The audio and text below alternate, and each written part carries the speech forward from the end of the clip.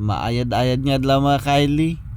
Kung napanood nyo ang aking vlog number 4 na may titulong ang unang itinanim sa Ailis Place, at ito ay ang mais. Sa ngayon naman, ating talakayin ang iba ko pang pananim maliban sa mais. Pero bago ang lahat, huwag mo nang kalimutang mag-subscribe at mag-like. At sana, hindi kayo magsawa sa panonood at sumuporta sa ating munting channel. Salamat! Magandang araw uli mga Kylie.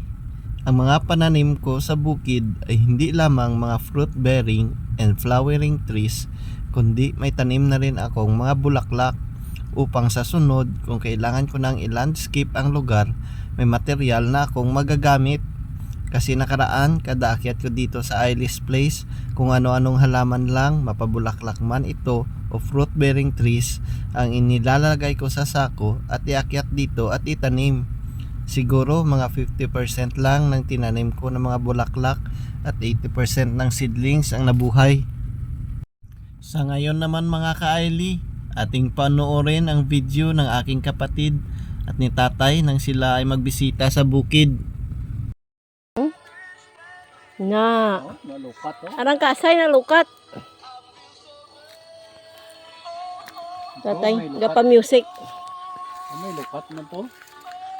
Pira bilog na lukat, tatlo. Tara, buhi ng bulak mo ngayon, tanda mo. Saging tambok.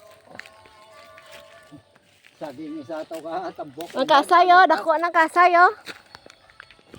Na, Ito pala ang mukha ng puno ng fire tree mga Kylie pag lumaki na.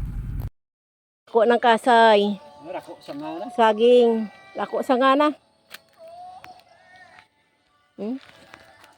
Bulak ko. Plumeria po pala ito na bulaklak mga Kylie. Pamulak ron.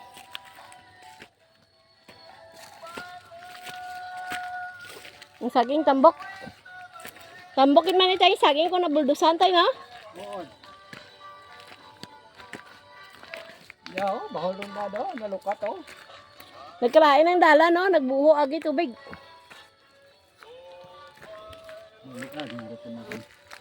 Oh, bahulong na. Aray, natumbang kasay. Kawan pag walati mo ah. Hindi pa lati ah. Nasunod ko daw ni lamon. Diba? Masunod ko no tatay lamon. Bulak mo, buhi. Ari kasay man no, dako no. Ay panano mo tugno kasay tupad balay. Ah, gamay pa to, mapatay ra. Ano ra ara, ano ra kabahuling tanong mo ha? Kaso. Diba? Aray sa kasay yo na. Kami ay kasaranga. Ngami ko no ay gasaranga. Basi sa summer mamulak na na. Diba? Tinikbas. Mura tinikbasan. Ano to?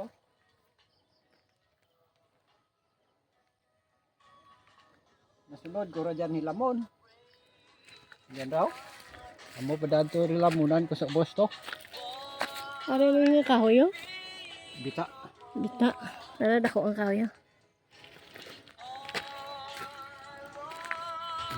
Kasay ra. Para may kasay man no. Na. Ayo kay galinyada ang kasay. Naraw na.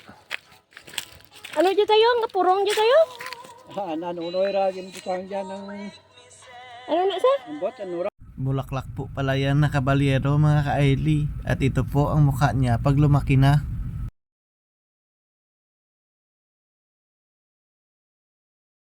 Yellow bell mo ay mulak.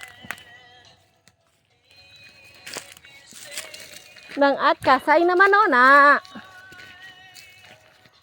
Abi ko si Bukaw. Pa.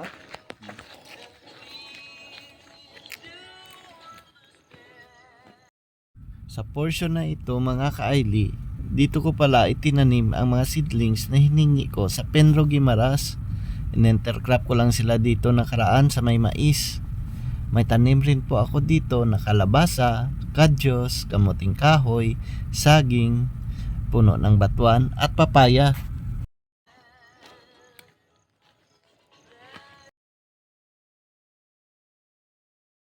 Tundal dyan. Tunda lang saging oh.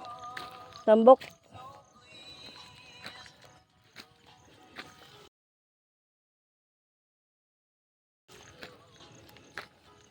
Kalabasa, matron gagmaya na sana.